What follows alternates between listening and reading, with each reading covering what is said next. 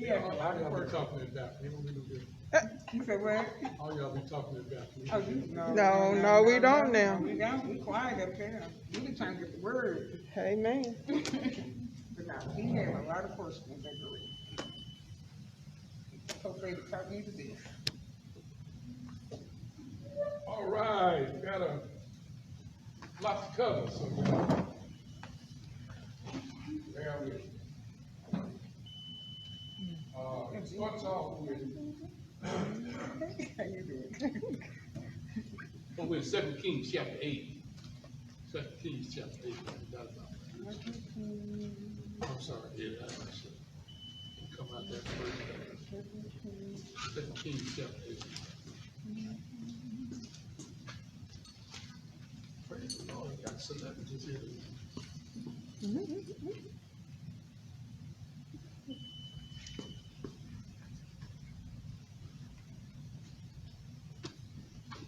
Now the defense. They're growing. 2 Kings chapter 8. Okay, we start the first 6 verses. We have Elisha.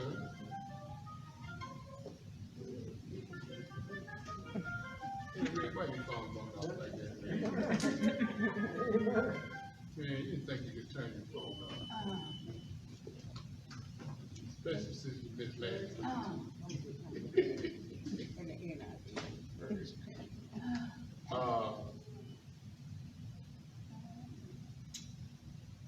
We see Elisha going to the widow he used to stay with, the one who had the boy who later died. Elisha had to bring back to life. Is approached by Elisha after blue, by the in charge, she just left. So she comes back wanting to reclaim her property. The king, meanwhile, had invited Hazael to come and tell him about the prophet Elisha. And that should have bothered the woman, because the last time we saw Hazael,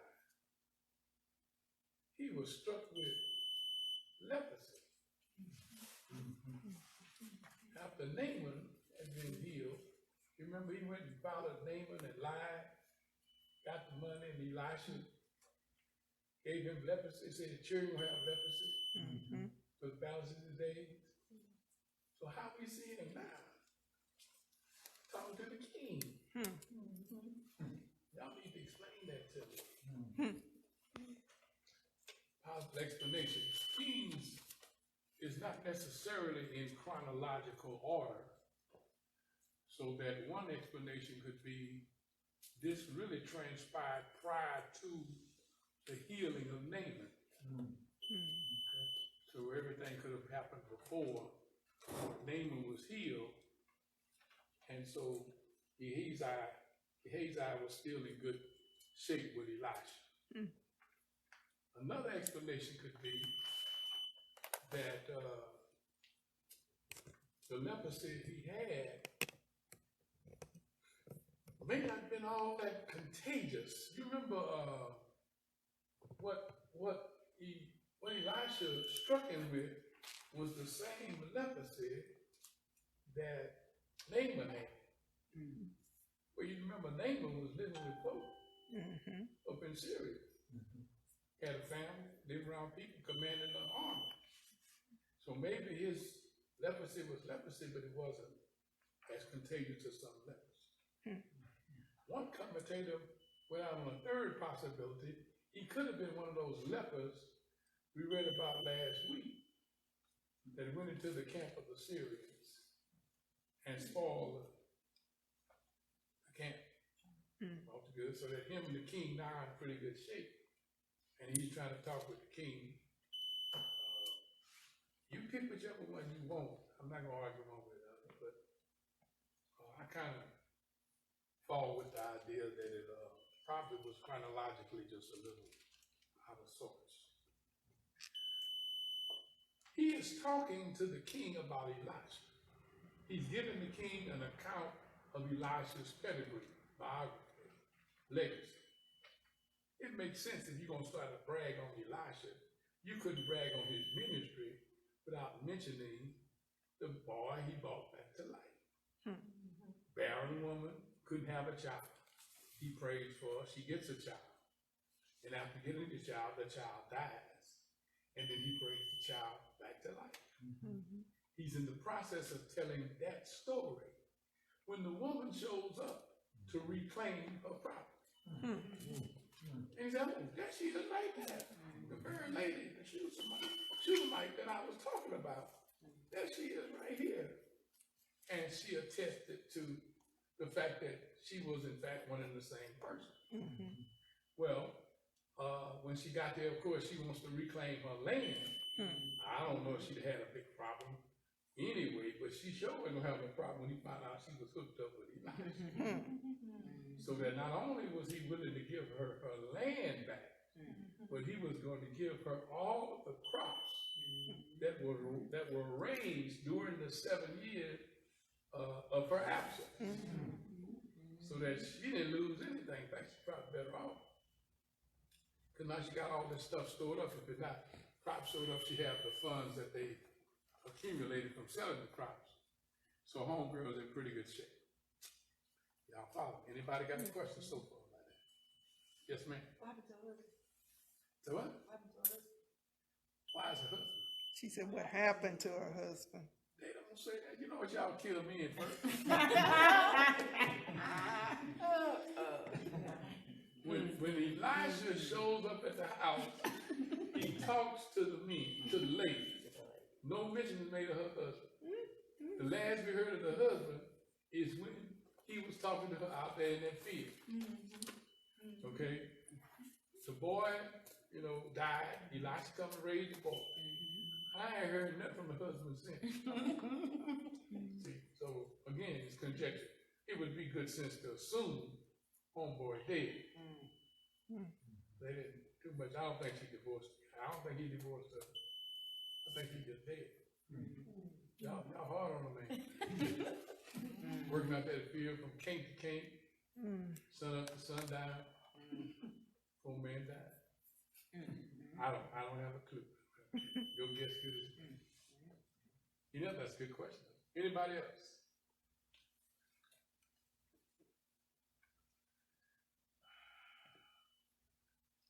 Read verse 7 to us.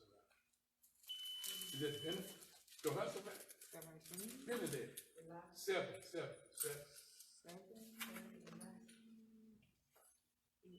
You said 7.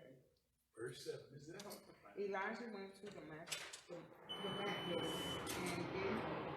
Ben-Hadad, king of Aram, was ill when the king was told the man. Okay.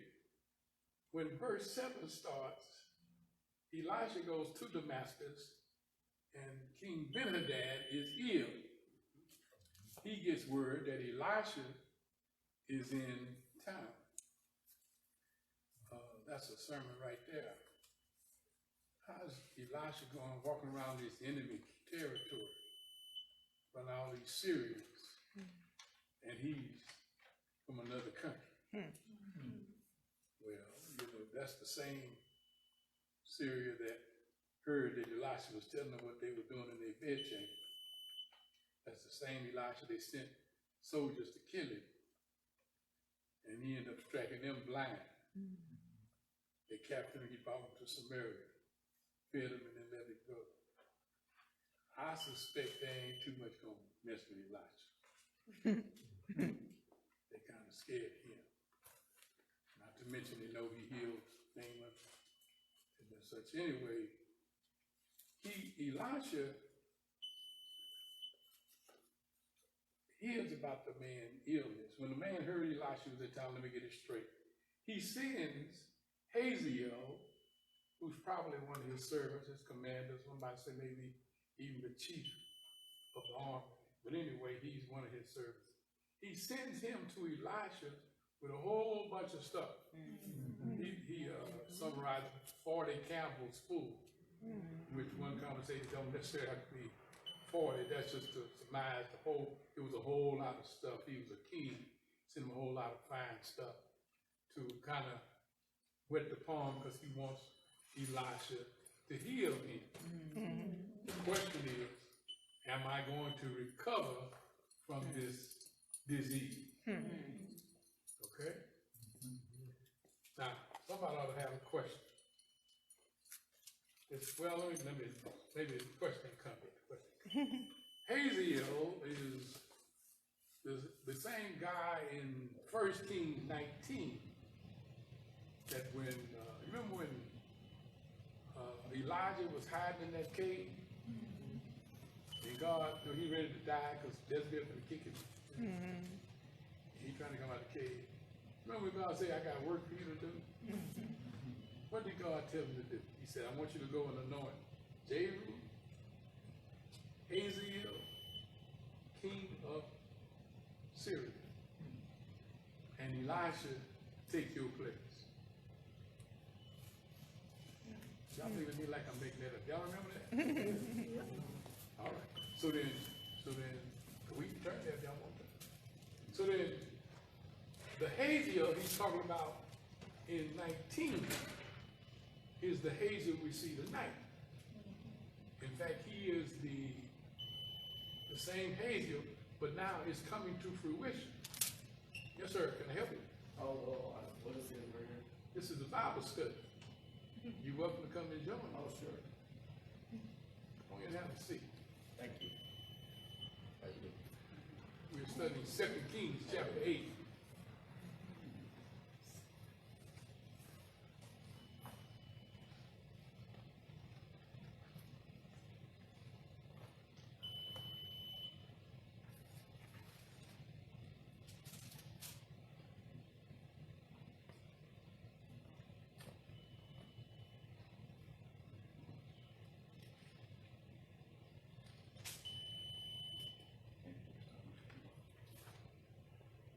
We're down to verse 7.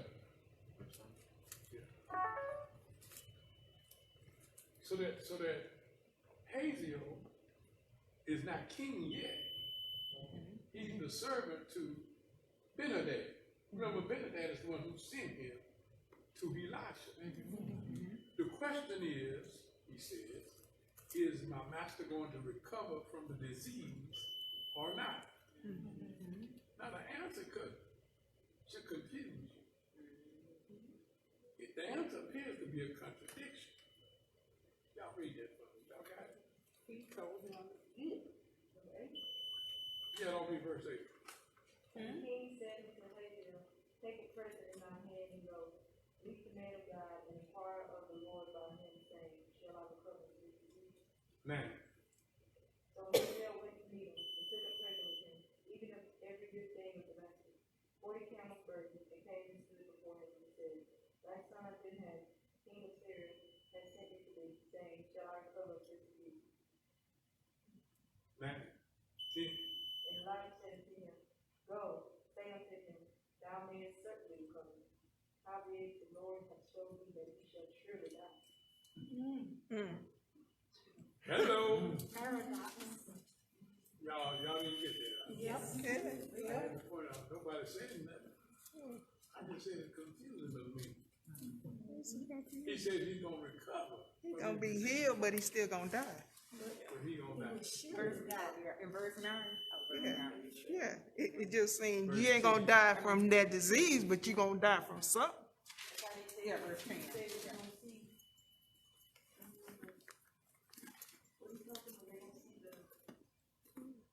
All right. So, Y'all ready for me to explain it? Y'all want? yeah. Yeah. Yeah, 'cause I was confused when I read that. But you didn't say that. I'm waiting for you to explain. Oh, now she, wait, you heard me talk? Okay.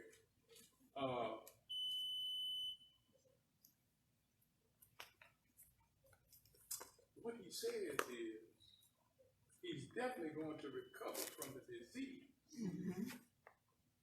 But he is going to die. But his death won't be because of the disease. Read down a little further. So where he got from?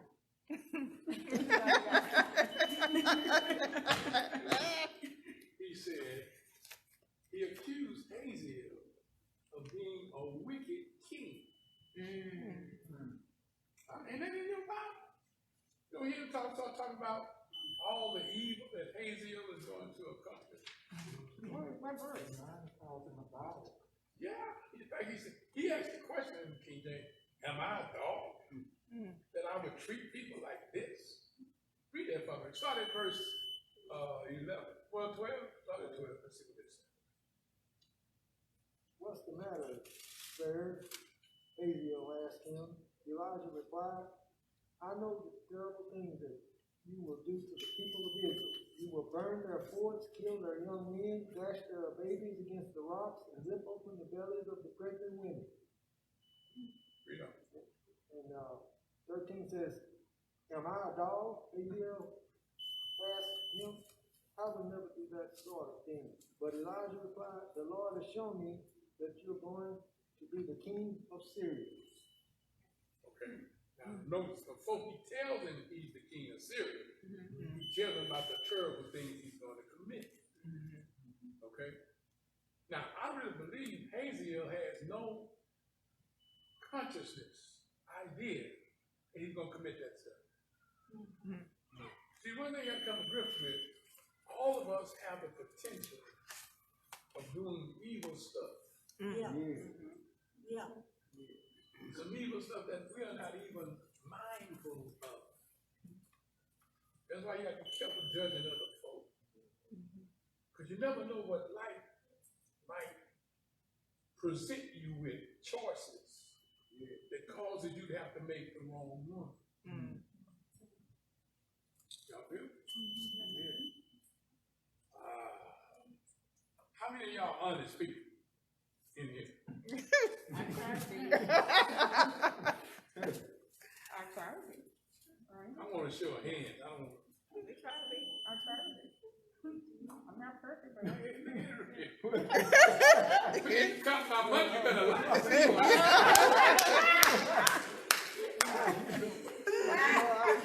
take a couple fountain pens from the yard.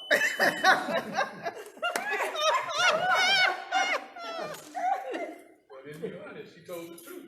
Yeah. Let me see. What you got? Well, I understand everything you say. I barely speak English, but I understand, you know. okay. Honest people, you have to be honest. Let me present this to you. 3 o'clock in the morning, driving on the street. It's dark. I'm a speed. Girl, the speed was a sin your pastor being dead. We drive down the street. We get to this neighborhood, see 2 big old suitcases. Right, they're not in the middle of the road, they're kind of on the side, but you can't miss them. You get out to examine the suitcases. That's what I'm talking about, bro. You open the suitcases up, and there's $20 million in each suitcase. That's what I'm talking about. I done missed it because I ain't got out. What's going to do with those suitcases? I'm gonna take it. I said I try to be. I didn't say I'm gonna take it. She said it's a blessing. And I'm gonna hide. What you say? It's matter from heaven. I'm not getting that. Pastor Haynes. You see what just happened to all my honest people? But if nobody never claimed it, it's mine, you know? No. The law says I don't you know turn about it in to the police. They gonna keep it? If nobody claims it, In so many after a days. period of time, then it becomes your property. No, they gonna keep it. See, I know the law. Now, that's not true.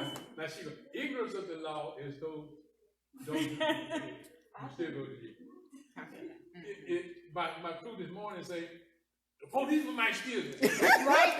They don't keep it. Just because you ain't no, because you a crook, you assume they're crook. They are. That's the way thieves think. That's not the way thieves think, right? Right. See, a thief, it's hard to steal from a thief, because a thief think everybody's trying to steal from him. So he always hiding his stuff. So you're assuming the police gonna steal, but that's what they do. They don't steal, they protect folks. They're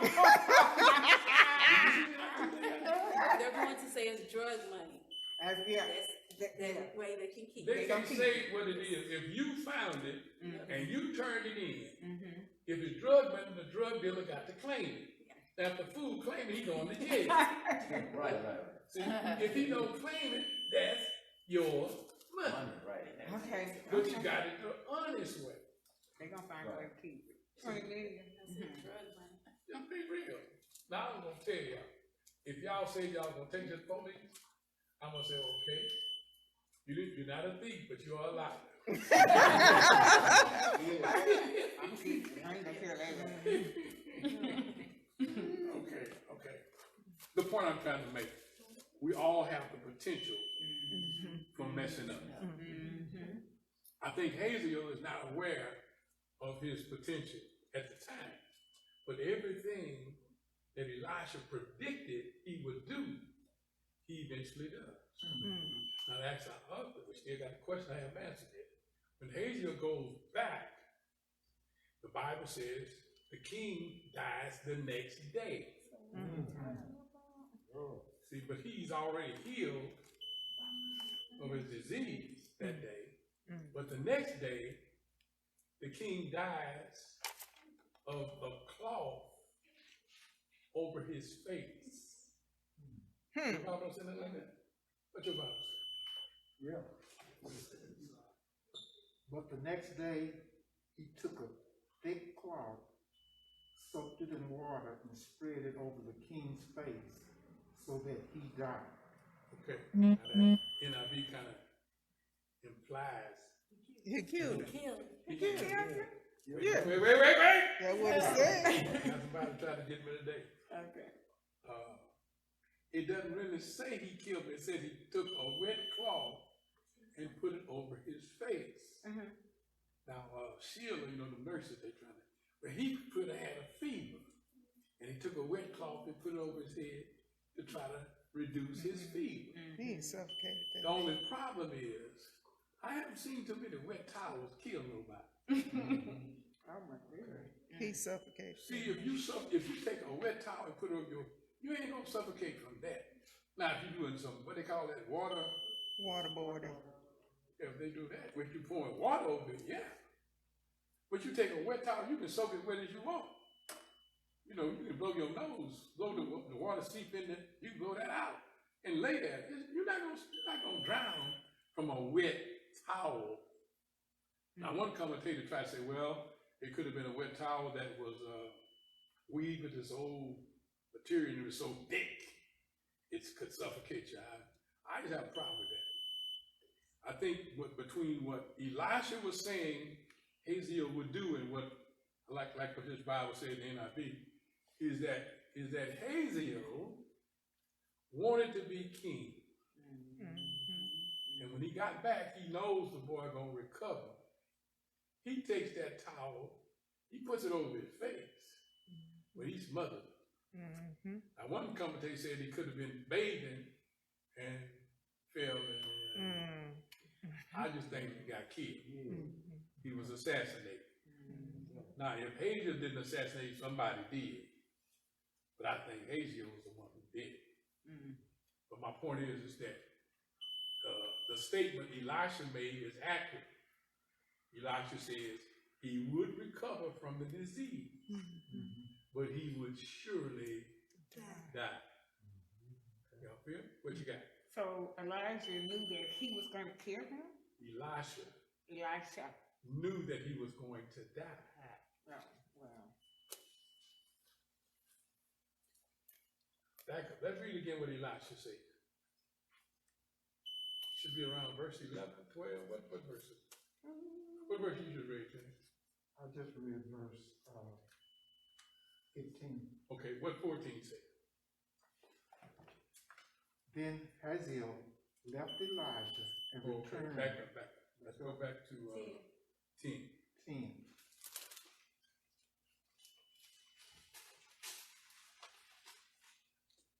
Elisha answered, "Go and say to him, you will certainly recover. But the Lord has revealed to me that he will in fact die." That's the last thing Elisha said.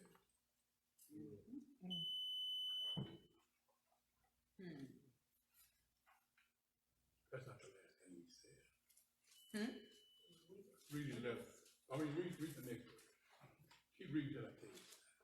He stared at him with a fixed gaze until Hazael felt ashamed. Then the man of God began to weep. Why is my Lord weeping? Asked Hazael. Because I know the harm you will do to the Israelites, he answered. You will set fire to their fortified places, kill their young men with the sword, dash their little children to the ground, and rip open their pregnant women. Wow. Keep reading. Hazael said, how could you, your servant, a mere dog, accomplish such a feat? The Lord has shown me that you will become king of Aram, answered Elisha. All right. That's the last thing Elisha said? Yeah. You're going to be king. Yes, ma'am. It sounds like he's actually talking to, what is it, Hazael? Yeah, he's talking to Hazael. Because, okay, he says in 10 that, the king will surely die, but then when he got sad and he wept, and Hazael asked him, why did he weep? And he said, because I know the evil that you will do. He's talking to Hazael. And so that's kind of how he, like, See, foreseeing what he could you do. got to separate the two scenarios. Yeah. Originally, he's there asking the question, is the king going to live or die? And he says, he's going to live, but he's going to die. Which really, that's really true about everybody. But now you got to separate what he's saying. He said, he will recover from the disease, but he's going to die. Okay, now somewhere in between there, you find out the king died from that cloth being placed over his face. He just read that was in 15? 15. You read that in 15. Okay? My conclusion is Hazael with the cloth, put it over his face, and smothered it. So he really was assassinated. He recovered from the disease, but he was assassinated because Hazael wanted to be the next king. Yeah. The last thing Elisha tells him, you're going to be king. Now, if the prophet told me I was going to be king, why I need to kill somebody to be king? If I could just wait. That's what David did. God told David you're going to be king after Saul. He had 3 chances to kill Saul before that, and he wouldn't touch it. I'm not about to touch God's anointing. He waited until God put him in position. Hazael, he's already been anointed king by Elijah, Elisha's mentor. But he can't wait. Really? Yeah, because it sounds like, now this is just my opinion, let me say that first. Everybody like a dog, every dog got a tail, everybody got a tail. When he found out that the king was going to recover, then he decided, well, I gotta kill him, because he's not gonna die, so I need to help him along. That Can become king. Yeah. That could be his motivation. The problem is, he's not talking like that until the king is dead. I don't think he was thinking like that at first. It's just that sometimes when the devil starts showing you how God's gonna bless you, if you're not careful, you can misuse God's blessing. Trying to jump the plan. That's why God can't bless some of us. Yeah, Because when God blesses us, we get beside ourselves. trying to force the plan. Look, when I was a boy, ain't nobody stayed from church to go fishing in their boat. Because when I was a boy, people didn't have no boat. Most of them ain't had no cars in our church. But the more God blesses us, the more we don't have time 6 days to cut the grass. I'm gonna wait till Sunday. Well, my head to cut grass, man, that grass was tall. Well, yeah, if you don't cut it Saturday, it's gonna be tall Sunday. But you could have cut it Sunday, or you could have waited till Monday. But seemingly, the more God blesses us, the worse we treat God. And so I think that's what I tell you about the involvement. See, I've interviewed guys on death row. I preached to them. I think when I preach to guys on death row, I preach the same sermon. God's grace is sufficient. Faith in Jesus Christ can save you. But invariably, I talk to guys who kill people. Very seldom have I talked to a guy who said, I woke up that morning with the intention of killing somebody. Most of the time when they kill somebody, it wasn't really intentional. Then one boy, I remember I was raised with him. He killed my cousin, cut his throat. They sit there on the corner, who wrong? And the guy said, he takes his knife and he don't intend to kill, who wrong?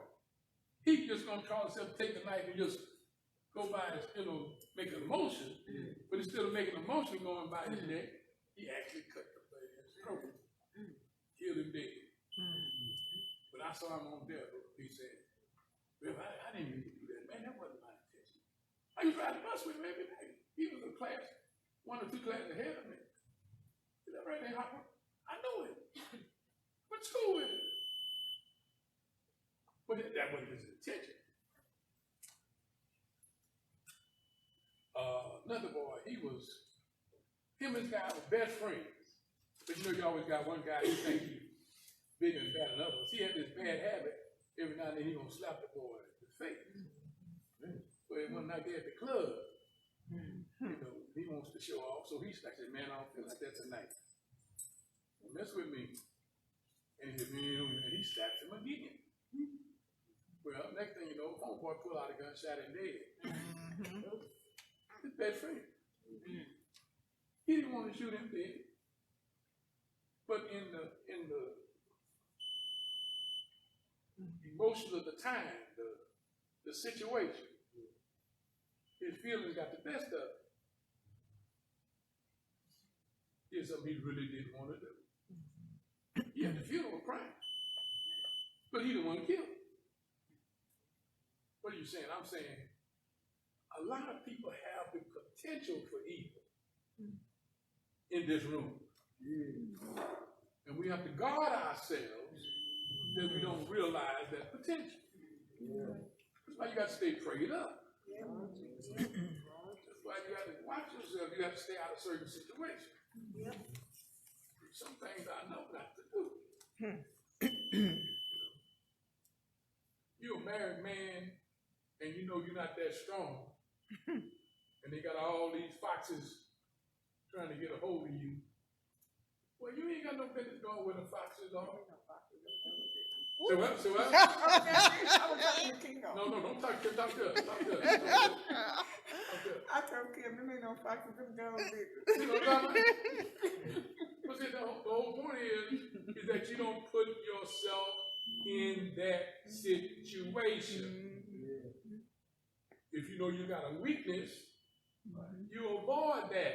Yeah. You don't know what a lot of men don't have the motive, the premeditated will to mess up. It's like y'all talking about, just say no. I told most, this is my philosophy. When I was young, I said, most women, young girls who get pregnant are good girls. Because good girls are taught, you say no.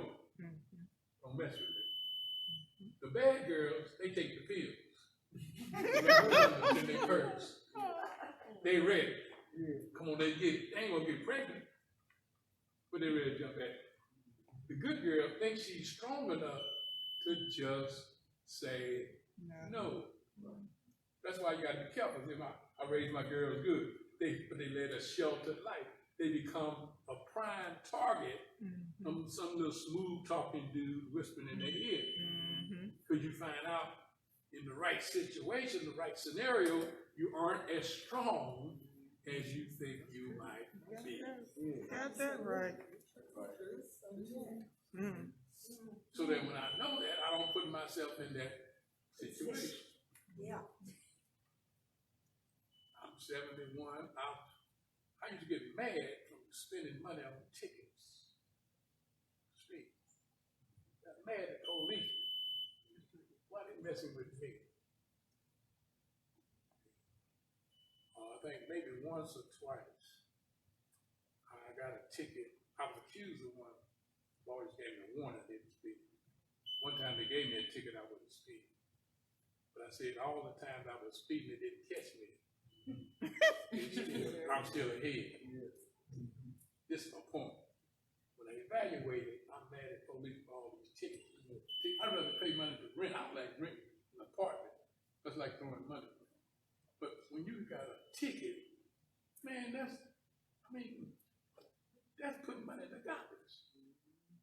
How you gonna judge? What did you do with your money? What is that doing for you? Nothing. I'm gonna get a ticket.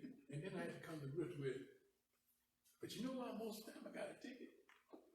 Because I was speeding.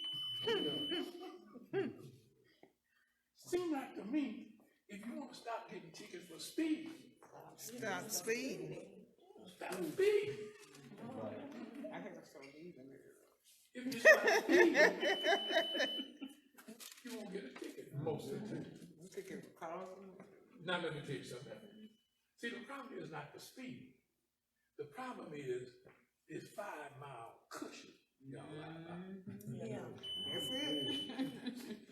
See, if your speed limit is 70, you can go 75 and they won't give you a ticket. We say it already? Yeah, they will. Well, that's the point. See, you say that, then some of them Some say won't. 5, it says 10 miles. Like I was coming in today, I want to get a little early, I can't 10 miles. But just the thing is, they had a speed trap right there at Hutchins, Wilbur Hutchins. Yeah. I was coming from Beaumont, going to a minister's conference with a couple of old Christian women. The speed limit was 70 miles an hour. I was going 73 miles per hour. And got a ticket. They said 1 mile. I was speeding. I'm looking for my cushion. Got no cushion. But I'm telling you, this is the problem. When you got a 5-mile cushion, and you decide instead of 70, I'm gonna drive 75. Invariably, you don't get the urge to go up 5 miles faster. And you're going 80. And you've been getting away every morning. Drive 80 miles an hour down that freeway. One day the urge gonna hit you to go 90. And that's when he pulls you over. And you say, oh. Well, I'm not going 5 miles. I'm not going 10. I'm going 20 miles. I'm speeding. Huh? If you don't want to get the ticket, don't speed. Now, I know that's a weakness of mine. So that's why I thank God for cruise control. Put that bad boy on 70. I'm in church 5. And I cruise on in.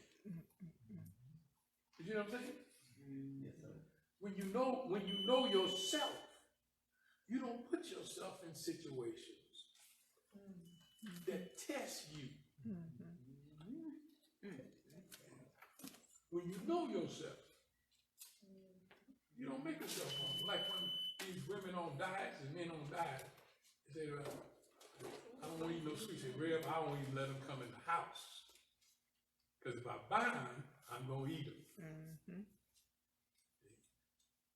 Well, I ain't gonna lie, I got some sweets in my house. I don't buy them, I make them myself.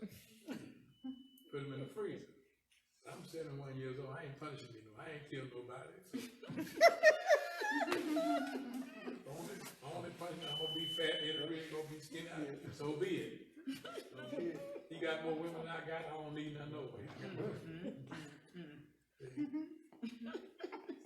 But you got to know you. Oh man, y'all made it. Let me read this last part where you start calling these names of these kings. It's really messed up. Ahaziah reigns in Judah. Starts at verse 25, all the way through the close of the chapter. Let me read this paragraph out of the book, and it's going to explain a lot of stuff for us. The typical formula for introducing the kings of Judah is followed in verse 26. Ahaziah's mother, Athaliah, was the daughter of Ahab. Y'all remember wicked Ahab? And the granddaughter of Omri. The King James translation says daughter of Omri is explained by the fact that in Hebrew, daughter and granddaughter are used interchangeably. Since Jehoram was 40 years old when he died, his son Ahaziah must have been born when he was only 20 years old. And since Ahaziah was the youngest of several sons, Jehoram must have married Athaliah at the very early age. Chronicles add that she counseled her son to do wickedly. It was these complicated family entanglements that apparently led Ahaziah's death, to his death. He agreed to accompany his uncle, the other Jehoram, because you got a King Jehoram in the northern kingdom, king of Israel, in a joint military campaign against Syria, the Syrians, at the city of Ramoth, Gilead. This was the same disputed city where Ahab, Ahaziah's grandfather, had been mortally wounded by the Syrians. It may be therefore that the assault on Ramoth Gilead was motivated by revenge. Wounded in the battle, Jehoram retreated to his royal place in the city of Jezreel. Later, King Ahaziah traveled to visit his recuperating ally, and while he was there, he and Jehoram were killed by Jehu. It seems ironic that the story ends at Jezreel, in the very place where Ahab appropriated Naboth's vineyard. Really? The very act was set into motion, the event that culminated in the destruction of Ahab's apostasy. Now, you had Ahaziah in the southern kingdom and the northern kingdom that were kings. You got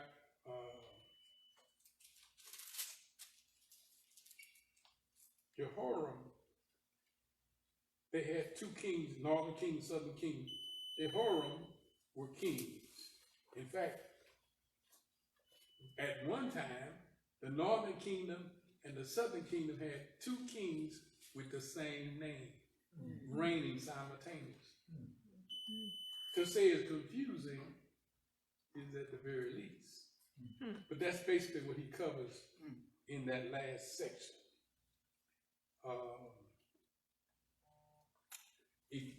I can stand here for days and make it more confusing.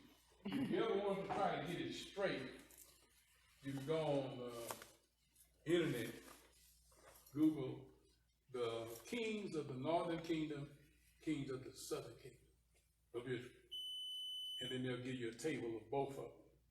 And then you can compare the two. Remember I told you, when you're reading the Bible, that's why sometimes it's confusing, because it'll tell you so-and-so was king, he was initiated as king in 523 BC at the age of 30. Okay, said this is in the 8th year of King so-and-so. So we said the 8th year King so-and-so, he's talking about King so-and-so is the one who's the king in the other kingdom. If he's talking about Judah, King so-and-so is in Israel. If he's talking about Israel, King so-and-so is the ones in Judah. If you get both tables, you can see it, and you can compare the two. Okay? Questions, comments?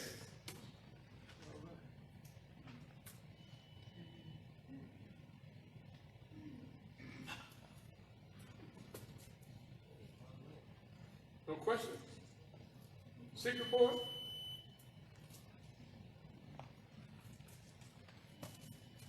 She just said she visited Sister Mary Johnson, who was fighting to save for cancer, but she was in such good spirit, she walked into her car. Oh, Praise the Lord. That's good. Good news. Still want to pray for Sister Ellis, who's still in ICU. Last I heard, non-responsive.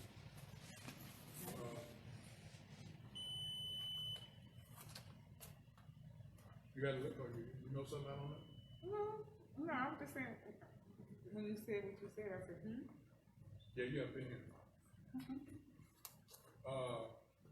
Pray for Brother Baker. I would like to pray for my mom, What's your mother's name? Aldelia. Abdelia? Aldelia. Aldelia. Okay. Want to pray for, what's your name, man? Jose. Want to pray for Jose's mother? Amen. Yes. Well, I saw Beverly Lord's granddaughter on my way to Bible study tonight, and she said her mother is extremely ill, Kim Lord. She said she had been in the hospital for over a month. She got COVID? She has blood clots. She was on a respirator.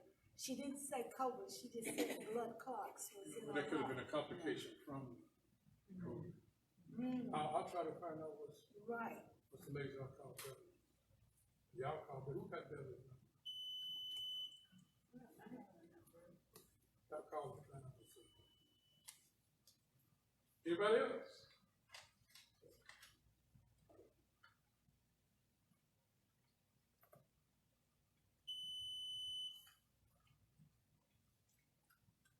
Alright.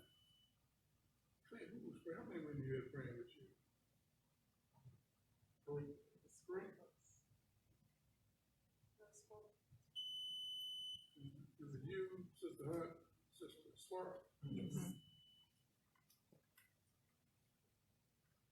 We ain't got 3 men, so you know, everybody gonna give us our closing prayer.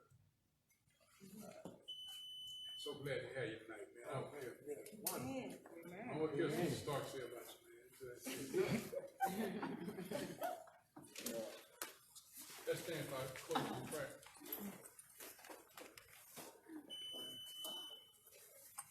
Well, we want to pose that man glad to have you back. Whoever come in, right? We got a sanctuary over here every Sunday, 10 o'clock. Got our worship. Dear Heavenly Father, who created the universe, God of all mankind. Yes. We just come humbly tonight, Father, thanking you for your word. Yes. And we thank you, Father, for your healing, loving touch, hands on everyone's heart who came tonight to get a word from the Lord. Yes. And we thank you, Father, for letting us read this history in the Bible. And we pray that we learn something tonight, Father, that in each and every one of us, Father, is potential to do bad. Yes. And we pray that you help us to stay strong and Yes. put on the whole armor of God. Yes. And we thank you tonight for Brother Jose, Lord, and we pray for his mother. Yes. And her illness, dear God. And we just thank you for all the ill people that you have touched. We pray that you will touch more Yes. and heal them, dear God. Yes. And we pray all of this, thank you, and ask this in your Son, Jesus Christ, our Lord and our Savior. Amen. Amen. Oh, I did forget to announce that on the 3rd Sunday when I celebrate 50 years of preaching, Reverend Dr. Freddie Douglas Haynes